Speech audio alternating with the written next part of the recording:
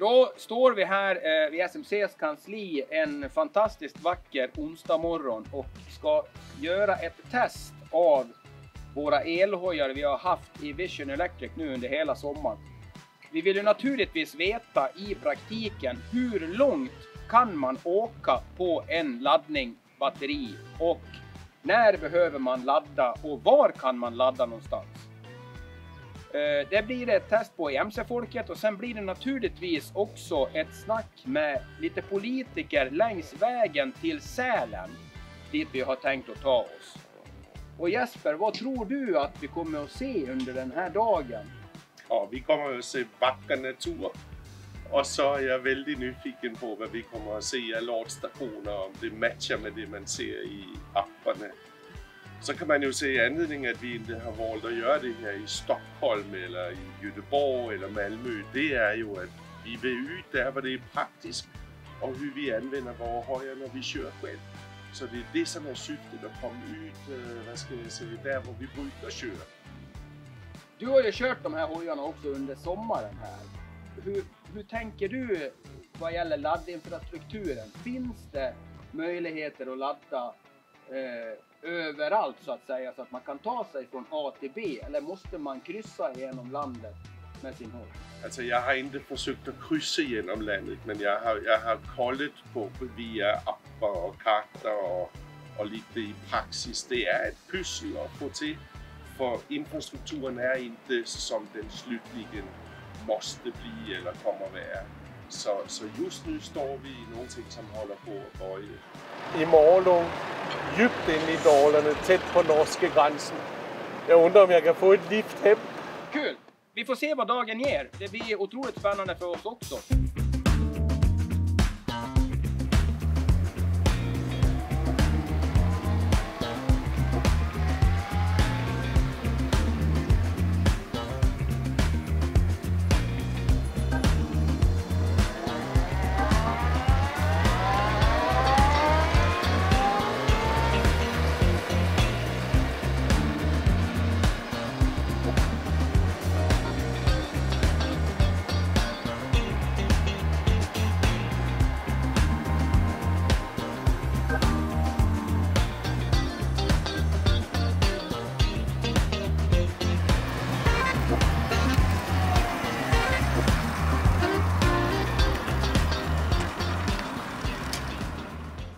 Och då har vi tagit oss till Djurås, ett par mil norr om Borlänge.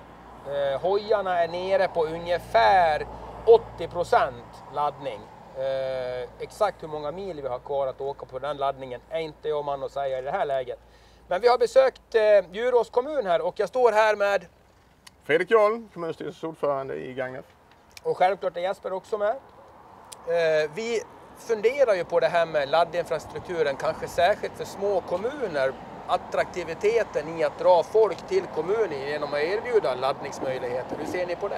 Ja, men du har helt rätt. Det är ju en laddstolpe eller flera är ju någonting som gör kommunen attraktivt och det stället attraktivt och som gör att här kan vi stanna och handla eller fika eller äta en liten stund under tiden vi laddar, och det finns ju ett stort behov av de här delarna. Så att vi jobbar ju på olika sätt aktivt för att förbättra den laddinfrastruktur vi har. Och ni har visioner för framtiden naturligtvis. Men möjligheten då för framtiden ligger ofta i det elektriska på olika sätt. Och då måste vi ha en infrastruktur på olika sätt när det gäller laddning. Både destinationsladdare men också möjlighet till de här egna laddare, om man säger på det viset. Jesper, kan vi ge någon råd eller du ge någon råd? Ja, jag skulle ju faktiskt börja med att ge dig beröm för den fina laddstation som är här med flera sticktyper. Men när vi kommer på vår MC så kommer vi ju ofta, precis som här, i en grupp, en mindre grupp. Och jag kan ju säga, men det tror jag du redan vet, att det här är ett populärt ställe att stanna. Och då skulle vi ju kunna önska oss att man kanske hade 2 anläggningar istället, så fler kunde tanka simultant. En utmaning som vi har i den delen, som jag vet när jag för dialog med Dalakraft exempelvis som har driven, det är ju den fasta avgiften för att ha den här laddstolpen, som ofta är alldeles för hög, alltså elavgiften, de säger, för vad man sen får ut. De säger så här, men vi kan inte räkna igen det här, va? Utan då måste man ha mer tätbebyggda där den i princip används hela tiden. Och det görs det ju inte här. Självklart kommer det ju leda till att de används mer. Alltså ju fler som skaffar elbil och elmotorcyklar och liknande. Men vi har en utmaning där, och där tror jag att staten på något sätt måste tänka till och hitta. Det är jättebra när staten går in och kommer med bidrag för att vi ska kunna göra den fasta investeringen. Men driften kan vi inte räkna hem ändå, va? Och det är klart att vi kan göra saker för att vi vill öka attraktiviteten som är inne på kring den delen. Men det är till en viss gräns. Det måste ju ändå kunna gå att räkna hem för någon. Och där har vi en utmaning i den delen. Så man kan säga, vi har en gemensam uppgift att påverka våra politiska kompisar i Stockholm om att man för att stimulera den gröna våg så får man hålla igen med alla sina avgifter.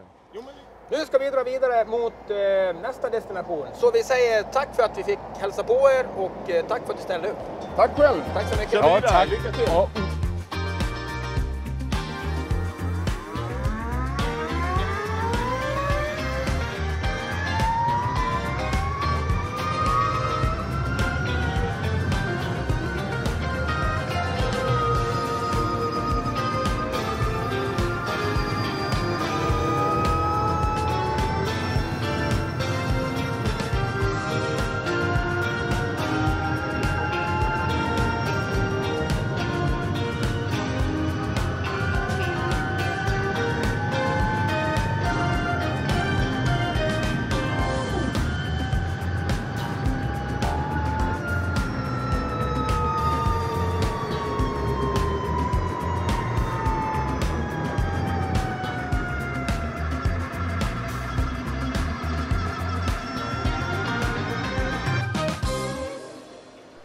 Och då har vi kommit till Vansbro och då står jag här med Oskar Lundgren som är näringslivschef i Vansbro kommun.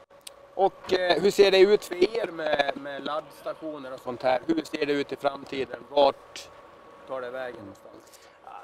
Dalakraft har ju gjort i vår kommun som i många andra Dalakommuner, så gjorde de ju en bra satsning för ganska många år sedan nu, där de satt upp laddare i varje kommun, en laddare. Och det räckte ju till ganska bra under en kort tid. Men nu de senaste åren så har vi märkt att det räcker ju inte på långa vägar. Så att vi har dialog med flera stycken olika laddoperatörer. Så att vi har Recharge kommer att sätta upp 8 stycken 175 kilowattare tror jag det är, på ett område här alldeles bredvid, inne i centrala Vansbro. Sen så för vi nu sedan en tid tillbaks en dialog med en annan stor laddoperatör som vill sätta upp 16 stycken. Och sen så har vi fått pengar i ett projekt tillsammans med Malung-Sälens kommun och andra kommuner efter någonting som heter Gröna vägen till Sälen. Så att vi ser någonstans att nästa vinter eller kanske lite senare så har vi drygt 30 stycken snabbladdare i Vansbro kommun. Inklusive de här 2 som finns. Ja, 3 utan. Ja, alltså det man kan säga är att det är ju underbart. Nu kommer vi här och vi har den amerikanska MC här. Den kunde vi inte få ström på. För där höll en bil som kör just nu och hon skulle ha stått här i 75 minuter om hon skulle ladda fullt. Men hon kommer och tog bilen så nu kan vi komma till.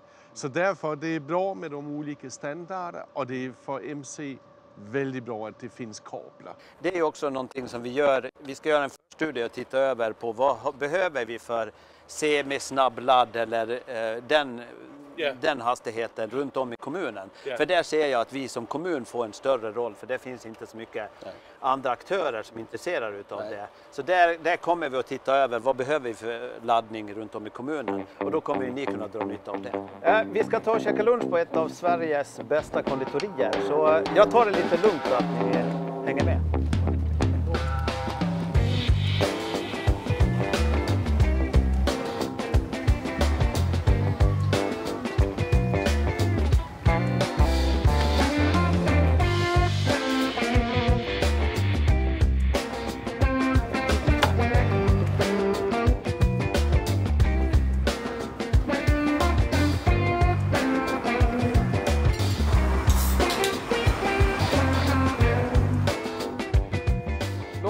Oskar, sitter vi på det här legendariska konditoriet i Vansbro som du sa tidigare hade hur många årsanställda? Eller? Ja, men någonstans 15 stycken. Och sen så under turistsäsongen så går man upp i över 20 stycken. Och det är ju, i den här lilla kommunen så kan vi ha tack vare genomfartstrafiken. Ja. Vad tror du om laddmöjligheter sen, kanske lite race mellan kommuner? Att man vill ha upp laddstationer väldigt fort för att man ska kunna locka dem som är på genomfartstrafik? Jag kan inte prata för de andra, men vi har verkligen känt så. Och de senaste, säg 3 åren i alla fall, att vi måste vara med där för att man inte ska bygga upp i andra kommuner så att de här trafikströmmarna från Mälardalen till exempel väljer en annan väg upp till Sälen. Så att vi har ju jobbat hårt och ganska länge med att försöka få till laddinfrastruktur på kommunen.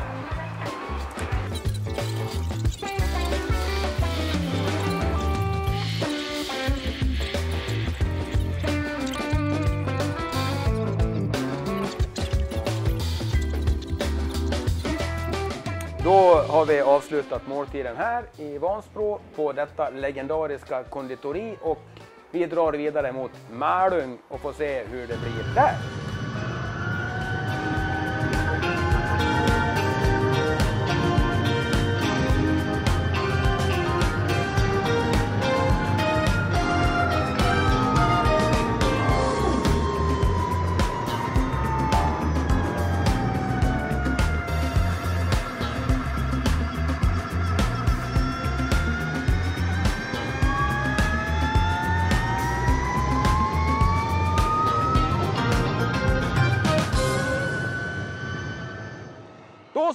Då är vi alltså i Malung till sist. Där vi egentligen hade tänkt att ladda hojarna och fortsätta upp till Sälen. Men vi är nog ganska nöjda här där vi är just nu för att det har nog gått upp för oss ganska mycket under den här resan att vi har försökt att ladda bland annat på Teslas laddstation här i Malung. Den var stängd för icke-Tesla. Vi har provat på Dala Energis laddare som är mitt emot Hotell Sankt Olof. Det kunde vi inte heller ladda för vi hade inte deras laddbricka.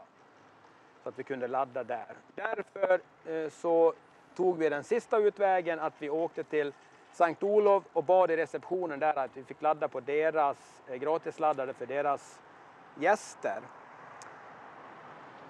Vad tycker du Jesper? Hur har resan varit för dig tycker du? Ja, jag tycker ju det var tur vi hade kabel med själv. För annars hade vi suttit fast lite längre tillbaks. Så här har vi ju någonting att man bör lära sig när man bygger strukturerna. Det är tänk på hojarna som kommer utan kabel. Men jag måste säga att det har varit en häftig upplevelse. Jag hade kunnat klämma 18 mil ut av den svarta elhoj jag har kört. Och det tycker jag var ganska imponerande i vanligt landsvägstempo har vi gjort. Ja, det har vi varit väldigt noga med. Och just för energikorna så har ju de hållit ungefär lika långt. Även fast man kanske har lite olika körstil.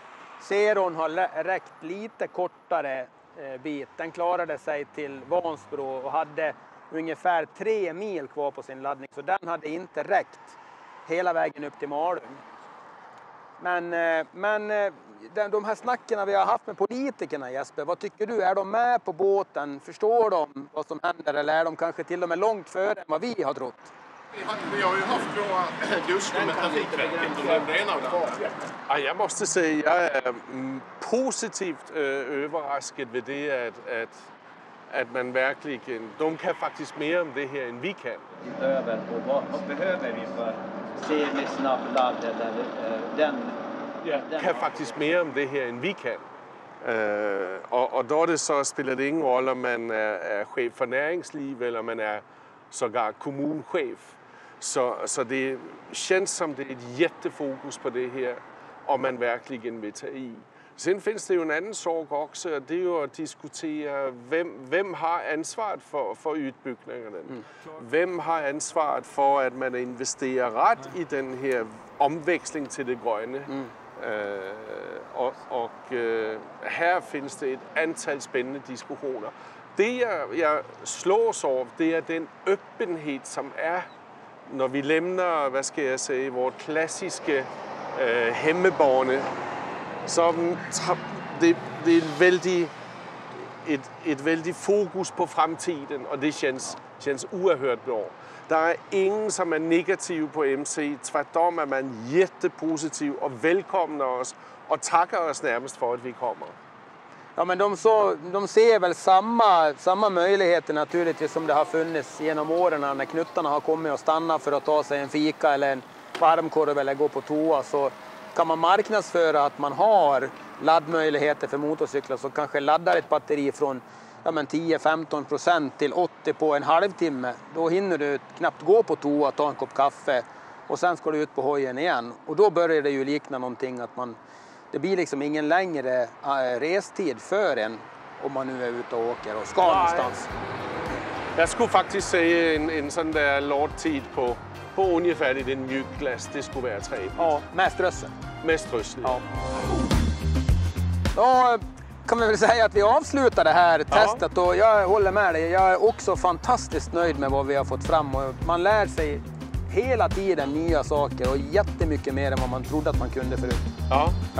Tack för tur. Tack själv.